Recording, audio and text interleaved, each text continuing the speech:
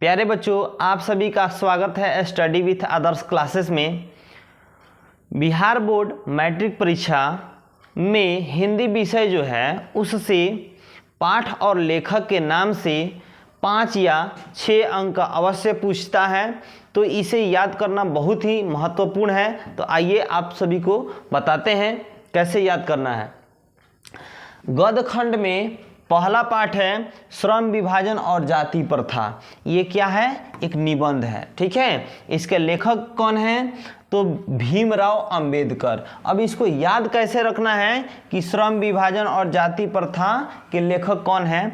तो श्रम का मतलब होता है मेहनत, यानी मेहनती व्यक्ति कौन था? तो सबसे ज़्यादा मेहनती जो थे भीमराव अंबेडकर थे, ठीक है। ये दलित परिवार से होते हुए भी इन्होंने वो मुकाम हासिल किया जो पूरे विश्व के लोग इन्हें जानते हैं, ठीक है।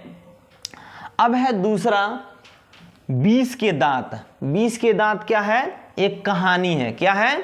कहानी है, जिसके लेखक कौन है? नलिन बिलोचन शर्मा। तो इसको याद कैसे रखना है?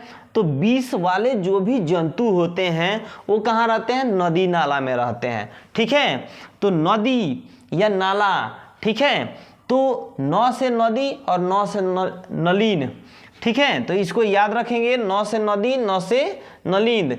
तो 20 वाले जंतु कहाँ रहते हैं? नदी या नाला में। तो नलिन बिलोचन शर्मा, ठीक है।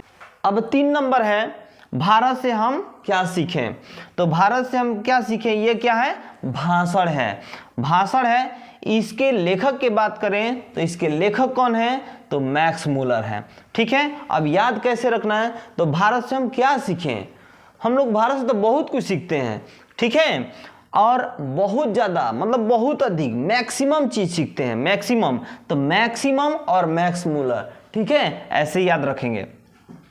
अगला है चौथा पाठ, नाखून क्यों बढ़ते हैं। ये क्या है? ललित निबंध है। क्या है? ललित निबंध। इसके लेखक कौन है? तो हजारी प्रसाद द्विवेदी हैं, ठीक है। तो नाखून क्यों बढ़ते हैं? कोई पूछ रहा है कि नाखून क्यों बढ़ते हैं, ये तो प्राकृतिक देन है कि नाखून का बढ़ना, तो ठीक है, ये तो बहुत दिनों से बढ़ते आ रहा है, हजारों साल से बढ़ते आ रहा है, इसलिए हजारों साल मतलब हजारी प्रसाद द्विवेदी। अब है 5वां नागरी लिपि। तो नागरी लिपि क्या है? एक निबंध है। क्या है? निबंध है, ठीक है। नागरी लिपि क्या है? निबंध है। इसके लेखक की बात करें तो कौन है? गुणाकर मूले। नागरी लिपि क्या है? निबंध है। इसके लेखक गुणाकर मूले हैं।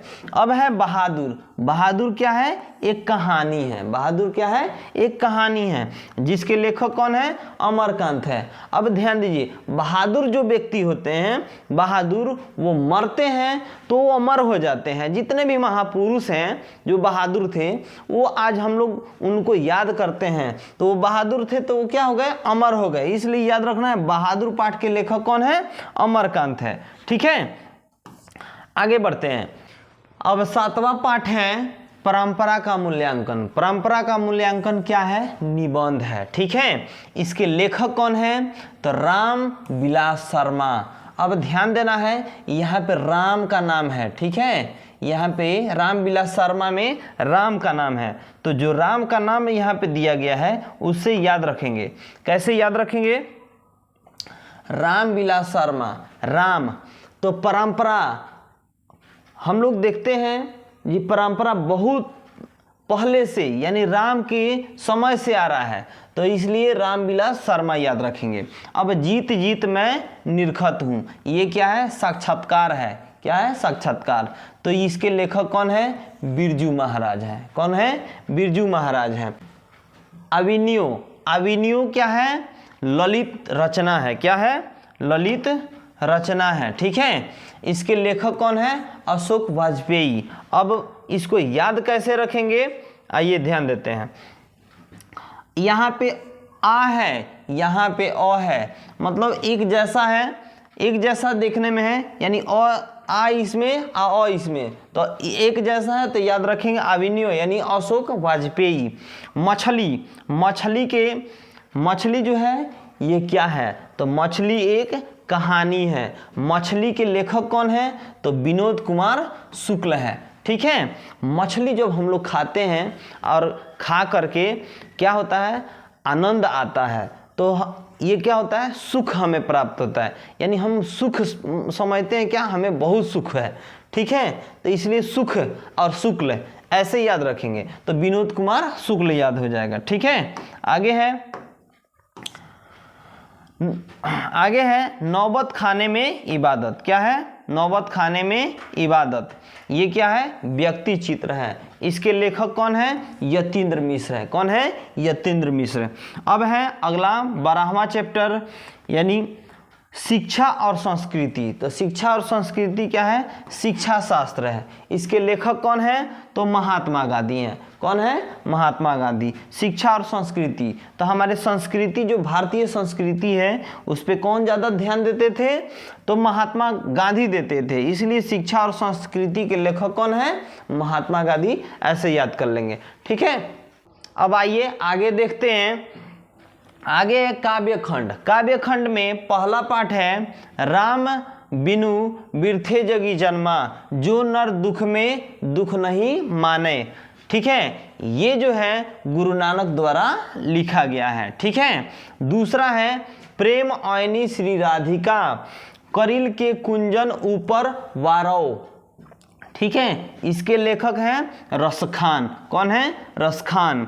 अब है तीसरा अति सुधो स्नेह को मार्ग है, मो अंशुवानी ही लय वर्षो। ठीक है, इसके लेखक कौन है? घनानंद है।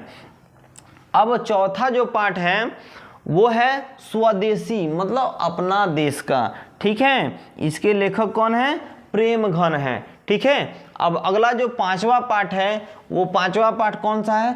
भारत माता। देखिए, हम लोग भारत माता, भारत ऐसा देश है जिसको हम लोग माता के नाम से जानते हैं, यानी हम अपने देश को भारत माता कहते हैं। बाकी किसी देश को कोई भी माता नहीं कहता है। ठीक है, लेकिन भारत ऐसा देश है जिसको हम माता कहते हैं, यानी भारत हमारी माँ है, भारत माता। तो भारत माता के लेखक कौन है? सुमित्रानंद पंत हैं। ठीक है, अगला है 6 पाठ जनतंत्र का जन्म। जनतंत्र का जन्म, तो जनतंत्र का जन्म जो है वो किनके द्वारा लिखा गया है? तो रामधारी सिंह दिनकर। ठीक है, अब है 7वां चैप्टर हिरोशिमा। आप लोगों को पता होगा कि हिरोशिमा क्या है? जापान का एक प्रसिद्ध शहर है। ठीक है, जहाँ पे परमाणु बम गिराया गया था। तो हिरोशिमा के लेखक कौन है? तो सच्चिदानंद हीरानंद वात्स्यायन। उनका उपनाम है अज्ञेय। ठीक है, जिसके द्वारा क्या लिखा गया है? हिरोशिमा लिखा गया है। अगला है 8वां पाठ एक वृक्ष की हत्या। ठीक है, एक वृक्ष की हत्या, ये किनके द्वारा लिखा गया है? तो कुंवर नारायण के द्वारा लिखा गया है। ठीक है, अगला है हमारी नींद। हमारी नींद, इसके लेखक कौन है? तो वीरेन डंगवाल। ठीक है, अब 10वां पाठ का बात करें तो अक्षर ज्ञान है। क्या है? अक्षर ज्ञान। अक्षर ज्ञान के लेखक कौन है? तो अनामिका। अक्षर ज्ञान के लेखक कौन है? अनामिका हैं। अब है 11वां पाठ लौट कर आऊँगा फिर। क्या? लौट कर आऊँगा फिर। इसके लेखक कौन है? तो जीवनानंद दास। कौन है? जीवनानंद दास। ठीक है, अब 12वां पाठ है मेरे बिना तुम प्रभु। मेरे बिना तुम प्रभु, इसके लेखक कौन है? तो रेनर मारिया रिल्के। कौन है? Rainer Maria Rilke. Rainer Maria Rilke. ये किस पाठ के लेखक हैं? तो मेरे बिना तुम प्रभु। ठीक है, तो इस तरह इसको हम लोग याद कर लेंगे। इससे 5 या 6 प्रश्न जरूर आता है, यानी 5 या 6 अंक का जरूर प्रश्न पूछता है। तो ये बहुत महत्वपूर्ण है, आप सभी लोग इसे याद जरूर कर लेंगे। ठीक है, धन्यवाद।